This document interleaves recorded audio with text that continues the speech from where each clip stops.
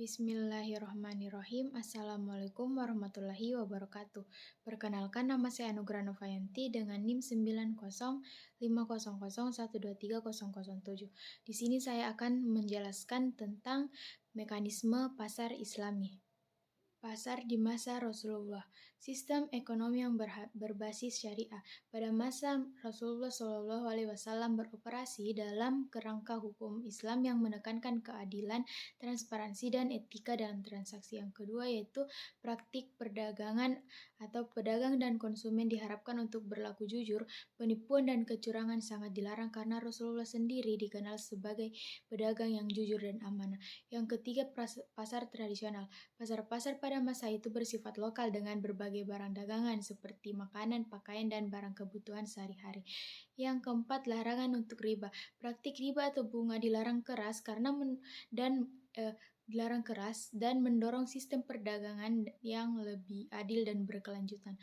Pandangan ekonomi Muslim. Yang pertama, etika dalam ekonomi. Ekonomi Islam menekankan pentingnya etika dalam semua transaksi. Keuntungan harus dicapai tanpa merugikan orang lain. Keadilan distribusi. Ekonomi Muslim berpendapat bahwa distribusi kekayaan harus adil dan tidak ada penumpukan kekayaan di tangan segelintir orang.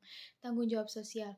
Konsep zakat dan sedekah merupakan bagian dari integral dari ekonomi Islam, mendorong individu dan perusahaan untuk berkontribusi pada kesejahteraan masyarakat. Keseimbangan antara kepentingan individu dan masyarakat. Ekonomi Islam berusaha mencapai keseimbangan antara kepentingan pribadi dan kepentingan umum. Peranan pemerintah dalam mengawasi pasar. Yang pertama yaitu regulasi dan pengawasan. Pemerintah memiliki tanggung jawab untuk mengawasi pasar agar tetap adil dan bebas dari praktik curang. Yang kedua yaitu menjaga keadilan. Pemerintah bertugas memastikan bahwa tidak ada penipuan, penimbunan, atau praktik bisnis yang merugikan konsumen. Yang ketiga yaitu pemberian sanksi. Dalam kasus pelanggaran, pemerintah dapat memberikan sanksi kepada pelaku usaha yang tidak mematuhi aturan yang telah ditetapkan. Fasilitasi kegiatan ekonomi. Pemerintah juga berperan dalam menciptakan lingkungan yang kondusif bagi perdagangan melalui pembangunan infrastruktur dan kebijakan ekonomi yang mendukung. Jadi kesimpulannya yaitu pasar pada masa Rasulullah SAW mencerminkan prinsip-prinsip ekonomi Islam yang menekankan keadilan, etika, dan tanggung jawab sosial. Pandangan ekonomi Muslim tentang pasar mendukung penciptaan sistem ekonomi yang adil dan seimbang.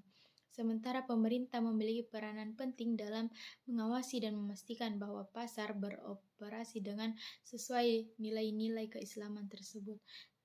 Sekian dan terima kasih. Mohon maaf bila ada kesalahan kata. Wassalamualaikum warahmatullahi wabarakatuh.